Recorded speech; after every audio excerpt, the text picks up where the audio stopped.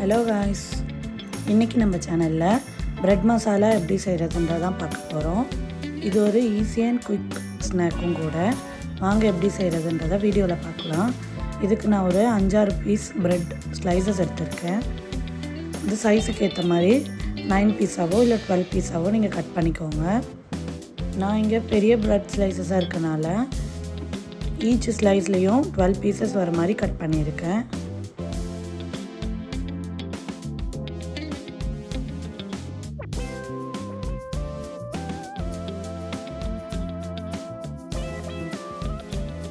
இந்த மாதிரி கட் பண்ணதுக்கப்புறம் பேனில் கொஞ்சமாக ஆயில் ஊற்றி அதில் இந்த ப்ரெட் எல்லாத்தையும் ஆட் பண்ணி கொஞ்சம் ரோஸ்ட் பண்ணி எடுத்துக்கோங்க.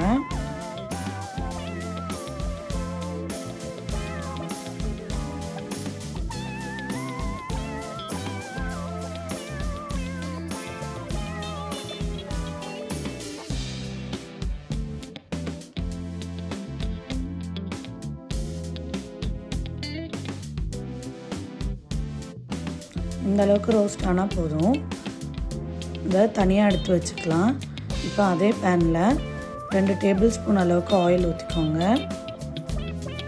ஆயில் கொஞ்சமாக ஹீட் ஆனதுக்கப்புறம் அதில் 1 டீஸ்பூன் அளவுக்கு கடுகு ஆட் பண்ணிக்கோங்க.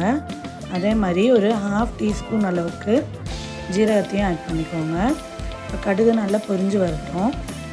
ஒரு 1/4 டீஸ்பூன் அளவுக்கு பெருஞ்சீரகத்தையும் ஆட் பண்ணிக்கோங்க. கடுகு நல்லா பொரிஞ்சு வர டைமில் 2 க்ரீன் சில்லியை கட் பண்ணி வச்சுருந்தோம், அதையும் இதில் ஆட் பண்ணிக்கோங்க. நல்லா வதக்கி விட்டுட்டே இருங்க. இப்போது ஒரு ஆனியனை குட்டி குட்டியாக சாப் பண்ணியிருக்கோம், அதையும் இதில் ஆட் பண்ணிவிட்டு கொஞ்சம் நேரம் நல்லா கிளாஸ் பதம் வர நல்லா வதக்கி விட்டுக்கோங்க. ஜிஞ்சர் கார்லிக் பேஸ்ட் இருந்தால் அது 1 டீஸ்பூன் ஆட் பண்ணி ரா ஸ்மெல் போகிற அதையும் நல்லா சாட்டே பண்ணிக்கோங்க. நல்லா சாட்டே பண்ணதுக்கப்புறமேட்டு இதில் ஒரு தக்காளியை இந்த மாதிரி குட்டி குட்டியாக கட் பண்ணி வச்சுருக்கேன், அதையும் இதில் ஆட் பண்ணிக்கோங்க. தக்காளியும் நல்லா வதங்கி வந்திருக்கு. இதில் 1 டீஸ்பூன் அளவுக்கு சால்ட் ஆட் பண்ணிக்கிறேன். ஒரு 1/4லேருந்து 1/2 டீஸ்பூன் அளவுக்கு டர்மரிக் பவுடர், 1லேருந்து 2 டீஸ்பூன் அளவுக்கு சில்லி பவுடர், காரம் பார்த்து ஆட் பண்ணிக்கோங்க. 1 டீஸ்பூன் அளவுக்கு மல்லித்தூள், 1/2 டீஸ்பூன் அளவுக்கு ஜீரகத்தூள், அப்புறம் ஒரு 1/2 டீஸ்பூன் அளவுக்கு பெப்பர் தூள். இது எல்லாத்தையும் ஒன்று படுற மாதிரி நல்லா மிக்ஸ் பண்ணிக்கோங்க.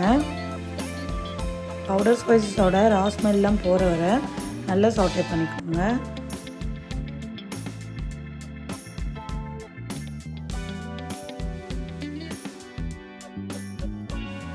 தேவைப்பட்டால் இதில் வெஜ்ஜஸ் கூட ஆட் பண்ணிக்கலாம். நான் இங்கே கேபேஜும் கேப்சிகமும் ஆட் பண்ணியிருக்கேன். பட் இது ரெண்டுமே கம்ப்ளீட்லி ஆப்ஷனல் தான். இல்லை உங்களுக்கு தேவைப்படுற வெஜிடபிள்ஸ் கூட நீங்கள் ஆட் பண்ணிக்கலாம்.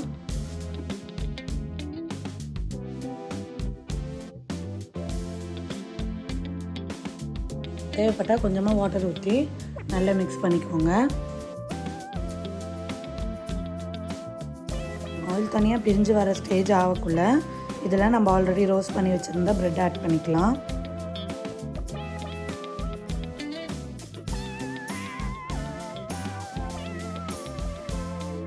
ப்ரெட் ஆட் பண்ணதுக்கப்புறம் மசாலா எல்லாம் ப்ரெட்டில் கோட் ஆகிற மாதிரி நல்லா டீப்பாக சாட்டே பண்ணிக்கோங்க.